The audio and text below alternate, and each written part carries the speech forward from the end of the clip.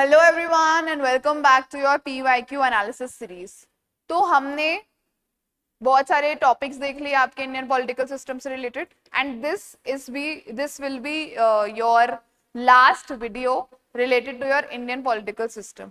After this Indian polity से related जितने भी क्वेश्चंस थे हमने वो सारे क्वेश्चन सॉल्व कर लिए हैं। ओके 2013 से लेकर 24 तक जितने भी क्वेश्चंस आपके इंडियन पॉलिटी से रिलेटेड आए हैं वो सब हम सॉल्व ऑलरेडी कर चुके हैं। ठीक है, आज ही हमारा लास्ट वीडियो रहेगा इंडियन पॉलिटी से रिलेटेड। उसके बाद हम लोग राजस्थान पॉलिटी वाला जो पार्ट है आपका वो स्टार्ट करेंगे अगली वीडियो से। ठीक है, तो आज का हमारा हम पहला क्वेश्चन देख लेते हैं। So the first, just a second, the first question today will be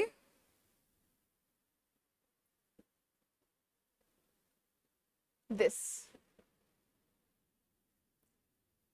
which of the following elections of Central Legislative Assembly was or were held under the Government of India Act 1990? 1919 में government of India act आया था, सबको पता है। ठीक है, question क्या बोल रहा है कि इनमें से कौन से इलेक्शंस जो थे वो हुए थे आपके गवर्नमेंट ऑफ इंडिया एक्ट 1919 के अकॉर्डिंग। ठीक है, 1919 के बाद में 1920 में आपका इलेक्शन हुआ, 1923 में इलेक्शन हुआ, फिर 1926 में इलेक्शन हुआ। सो 1926 के जो इलेक्शंस थे वो हुए थे आपके according to your government of India act 1919। ठीक है, फर्स्ट ऑप्शन हम सबके दिमाग में क्लियर है कि हाँ भाई 1926 के जो इलेक्शंस हुए थे वो इस एक्ट के अकॉर्डिंग ही हुए थे। ठीक है, उसके बाद में आया था आपका गवर्नमेंट ऑफ इंडिया एक्ट 1935। ठीक है, 1935 वाला जो गवर्नमेंट ऑफ इंडिया एक्ट आया था उसमें कुछ प्रोविजंस के अंदर क्या हुआ था, चेंज हुआ था। ठीक है, प्रोविंशियल लेवल के ऊपर बहुत सिग्निफिकेंट चेंजेस लेकर आया था आपका गवर्नमेंट ऑफ इंडिया एक्ट 1935। फिर जो 1937 में इलेक्शंस हुए वो उस वाले एक्ट के अकॉर्डिंग हुए। ठीक है, जो 1937 में इलेक्शंस हुए वो उस वाले एक्ट के अकॉर्डिंग हुए। ठीक है, सो 1937 वाले इलेक्शंस जो है वो इस एक्ट के अकॉर्डिंग नहीं हुए। तो अब सेकंड वाला ऑप्शन देखो कहां कहां पर है। सेकंड यहां पर है, कट कर दिया हमने। सेकंड यहां पर है, कट कर दिया हमने। तो अब 1945 के जो इलेक्शंस हुए आपके, ठीक है, जो 1945 के जो इलेक्शंस हुए वो आपके 1919 के अकॉर्डिंग तो नहीं हो सकते। क्यों? क्योंकि उसके बाद में ऑलरेडी क्या हो गया था आपका 1935 वाला एक्ट भी आ गया था और भी बहुत सारे प्लान्स आ गए थे इंडिया के अंदर। So the only election which held as per your government of India Act 1919 and as per this question is your 1926 का इलेक्शन। ठीक है, तो हमारा करेक्ट ऑप्शन क्या हो जाएगा, वन ओनली। देखो बहुत कॉमन सेंस से भी अगर अपन करते हैं ये चीज तो अपन को समझ में आ जाती है ये चीज। ठीक है, क्योंकि 1935 में अगर कोई एक्ट आ गया है तो उसमें कोई ना कोई प्रोविजंस तो आए ही होंगे जिसमें चेंजेस हुआ होगा। तो 1937 के अंदर तो कुछ सेम प्रोविजन 1919 वाले का हम ले नहीं सकते। ठीक है, जब 1935 में ऑलरेडी एक्ट आ गया है तो क्या आपको लगता है कि 1919 वाला एक्ट यहाँ पर भी लागू होगा? ऑब्वियसली नहीं होगा, कॉमन सेंस भी अगर हम लगाते हैं तो। ठीक है, आगे चलते हैं हम हमारे नेक्स्ट क्वेश्चन की तरफ। नेक्स्ट क्वेश्चन क्या बोल रहा है, one of the following statement is incorrect, point out. इनमें से एक स्टेटमेंट क्या है, इनकरेक्ट है। The state of Bombay was split up into Gujarat and Maharashtra. Absolutely correct है, yes or no? This is what happened. State of Bombay जो था वो split होके क्या बना, गुजरात बना और महाराष्ट्र बना, right? So this statement is what absolutely correct. Second statement के ऊपर हम जाते हैं। The state of Mysore was renamed as Tamil Nadu. I don't think it was renamed as Tamil Nadu. State of Mysore was renamed as what? It was renamed as Karnataka. Yes or no?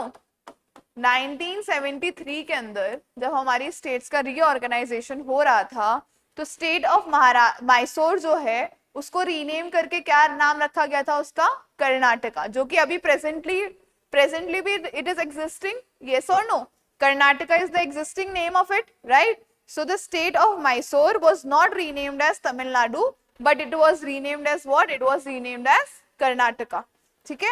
I hope this is clear to you people, right? Now आगे चलते हैं हम हमारे next statement की तरफ। Himachal Pradesh was previously in the list of union territories. Yes of course, union territory से फिर वो क्या बना, एक फुल फ्लेजेड स्टेट बन गया। This is also correct. Goa was separated from Daman and Diu. Absolutely correct. ठीक है, आगे चलते हैं हम हमारे नेक्स्ट क्वेश्चन की तरफ। नेक्स्ट क्वेश्चन देखो हमारा क्या कह रहा है। नेक्स्ट क्वेश्चन कह रहा है which of the following group of states PISA Panchayat extension to scheduled areas act 1996 is not enforceable. क्या है ये? एनफोर्सिएबल नहीं है। ठीक है, तो ये एक्ट कौन सी स्टेट्स में एनफोर्सिएबल नहीं होगा? जो कि आपके किस में आती हैं? किस में आती हैं? आपके फिफ्थ स्केड्यूल में आती हैं। ठीक है, जो आपकी फिफ्थ स्केड्यूल में आती हैं उनका जो एडमिनिस्ट्रेशन है वो इस एक्ट के अंदर नहीं आता। कौन कौन सी स्टेट्स है इनमें से? राजस्थान नहीं आता उसमें, तेलंगाना नहीं आता, महाराष्ट्र नहीं आता, हिमाचल प्रदेश नहीं आता, गुजरात नहीं आता, छत्तीसगढ़ भी नहीं आता, आंध्र प्रदेश, झारखंड और उड़ीसा ये भी नहीं आता आपके फिफ्थ स्केड्यूल में। कौन सी स्टेट है जो फिफ्थ स्केड्यूल में आती है आपकी? असम, मेघालय एंड तमिलनाडु। ठीक है, असम, मेघालय और तमिलनाडु जो है ये स्टेट्स हैं। ठीक है, दीज स्टेट्स इन स्टेट्स के अंदर आपका जो पीसा एक्ट है वो एनफोर्सिएबल नहीं है। Because of what? Because of the provisions of your fifth schedule of the constitution. और वो किससे डील करता है? It deals with the administration and control of your scheduled areas. ठीक है, और ये जो एक्ट है it does not applies to these states. ठीक है, I hope you have understood that the correct option to this question is option number 1, Assam, Meghalaya and Tamil Nadu. क्यों enforceable नहीं है? Because of your fifth schedule which excludes these states from being administered under this act. Okay, आगे चलते हैं हम हमारे next question की तरफ। Next question क्या बोल रहा है? Next question बोल रहा है one amongst the following was not a salient feature of Government of India Act 1935. इनमें से कोई एक फीचर नहीं है किसका? गवर्नमेंट ऑफ इंडिया एक्ट 1935 का। It marked the beginning of provincial autonomy. Yes of course, provincial autonomy का उन्होंने क्या मार्क किया था? सिस्टम मार्क किया था। क्यों? क्योंकि डायरकी का जो सिस्टम था उसको इसने क्या कर दिया था? अबॉलिश कर दिया था प्रोविंसेस से। ठीक है, और प्रोविंसेस को क्या दे दी थी? ऑटोनॉमी दे दी थी। ठीक है, प्रोविंसेस अब जो है एज इंडिपेंडेंट यूनिट्स काम कर सकते थे। जो डायरकी था वो प्रोविंसेस से इन्होंने अबॉलिश कर दिया था। किसने? आपके गवर्नमेंट ऑफ इंडिया एक्ट 1935 ने। ठीक है, the act provided for an all India federation. Absolutely correct. ठीक है, क्यों? क्योंकि ऑल इंडिया फेडरेशन जिसके अंदर ब्रिटिश प्रोविंसेस और प्रिंसली स्टेट्स दोनों कंबाइंड होंगी, इसका प्रोविजन था इस पर्टिकुलर एक्ट में। So this statement is also what? It is correct. It abolished diarchy at the provincial level and introduced it at the center. Absolutely correct. अभी मैंने आपको ये चीज बताई कि प्रोविंसेस के अंदर उन्होंने क्या दे दी थी? प्रोविंशियल ऑटोनॉमी देने की कोशिश करी थी और डायरकी को एबॉलिश कर दिया था। और उसको कहाँ इंट्रोड्यूस कर दिया था? Introduce it at the central level. This statement is also what? Absolutely correct. Last statement देखो क्या बोल रहा है आपका। Residuary subjects were allocated to provincial legislatures. Residuary जो subjects थे, मतलब जो बचे हुए subjects थे, वो किसको allocate कर दिए थे इन्होंने? provincial legislatures को। नहीं, किसको allocate किए थे? मतलब जो भी बचे हुए subjects अगर उनके ऊपर कोई भी action लेना है, ठीक है, तो वो किसको दिया गया था? It was given to the whom? It was given to the viceroy. जो रेसिडुअरी पावर्स थी, जो रेसिडुअरी सब्जेक्ट्स थे, वो किसको दिए गए थे? It was given to the viceroy and not the provincial legislatures. ठीक है, so this statement becomes wrong. So your correct option is option number 4. Option number 4 is your incorrect statement and it is not a salient feature of what? Of your particular question. ठीक है, आगे चले हम next question की तरफ। देखो next question आपका क्या बोल रहा है, 2016 का क्वेश्चन है। Identify the incorrect statement about the government of India act 1919। क्या बोल रहा है ये, गवर्नमेंट ऑफ इंडिया एक्ट 1919 के बारे में इनकरेक्ट स्टेटमेंट आपको निकालनी है। फर्स्ट स्टेटमेंट पढ़ो क्या लिखी हुई है। The Government of India Act 1919 came into force in 1921. Yes, absolutely correct. 1919 में आए थे ये। एक्चुअल में फोर्स में कब आए थे? In 1921. ठीक है, आगे चलते हैं हमारे नेक्स्ट स्टेटमेंट की तरफ। नेक्स्ट स्टेटमेंट क्या बोल रहा है? This act is also known as Morley-Minto Reforms Act. Was it? क्या गवर्नमेंट ऑफ इंडिया एक्ट 1919 जो था वो मॉर्ले मिंटो रिफॉर्म्स एक्ट था, या फिर वो मॉन्टेगी केम्सफोर्ड रिफॉर्म्स एक्ट था?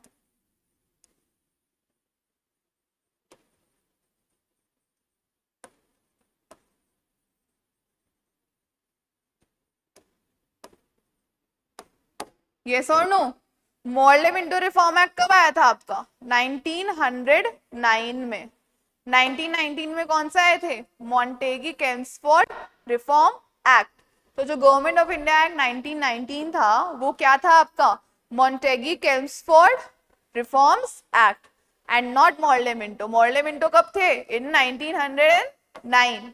1919 में कौन थे? Montagu and Chelmsford. Okay, so this statement is what? This statement is incorrect और हमारा करेक्ट ऑप्शन स्टेटमेंट क्या है? इनकरेक्ट है, लेकिन इन्होंने क्या पूछा है कि हमें इनकरेक्ट ही आइडेंटिफाई करना है, तो हमारा करेक्ट ऑप्शन क्या हुआ? Option number 2। But still we'll see the remaining things. Montague was the Secretary of the State for India and Lord Chelmsford was the Viceroy of India. Yes or no? इसी के ऊपर तो नाम पड़ा था, right? This is also correct. Then this act separated the central and provincial subjects. This is also absolutely correct. ठीक है, डायarchy introduce करी थी ना, दो सब्जेक्ट्स उन्होंने वो दो सब्जेक्ट्स बाइफोकेट कर दिए थे। सो this statement is also what? Is also correct. ठीक है, आगे चलते हैं हमारे नेक्स्ट क्वेश्चन की तरफ। According to the constitution amendment 91 act 2024, what will be the maximum strength of council of ministers in the state? बहुत easy और factual question है। आपकी 15% total members of state legislative assembly से ज्यादा नहीं हो सकती है, राइट? टोटल कितना? 15% of your total members of your state legislative assembly including your chief minister. ठीक है, चीफ मिनिस्टर को इंक्लूड करने के बाद में 15% of total members of state legislative assembly से ज्यादा नहीं होना चाहिए। ठीक है, I hope you have understood these questions. ठीक है, with this comes an end to your Indian polity वाला पार्ट। ये हमने थोड़ा सा राजस्थान स्पेसिफिक स्टार्ट भी कर दिया है अभी से। तो अगली जो वीडियोस आएंगी वो सारी आपके जो स्टेट स्पेसिफिक सब्जेक्ट्स हैं, जो स्टेट स्पेसिफिक टॉपिक्स हैं आपके सिलेबस में, उससे रिलेटेड आने वाली हैं for polity. Okay, so videos के साथ में बने रहो, साथ साथ तैयारी करते रहो, साथ साथ नोट्स बनाते रहो, and you will be good to go for your prelims जो भी होगा नेक्स्ट ईयर। नोटिफिकेशन अभी मतलब कभी भी आ सकता है, कुछ कह नहीं सकते हो आप।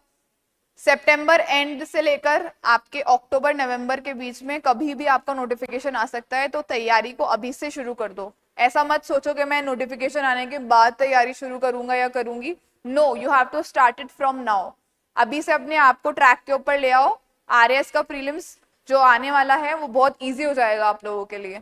ठीक है, इसलिए हम लोगों ने ये वीडियो सीरीज स्टार्ट की है, ये वीडियो लेक्चर स्टार्ट किए हैं, सो दैट आप लोगों को एक आइडिया लगे कि एग्जैक्टली आपके प्रीलिम्स में क्वेश्चंस आ किस तरीके से रहे और आपको अपनी प्रिपरेशन को करना किस तरीके से। ठीक है, तो ये वाली सीरीज तो हमारी खत्म हो गई है, कल से हम राजस्थान पॉलिटी स्टार्ट कर देंगे। ठीक है, so till then keep preparing honestly, all the very best and thank you so much.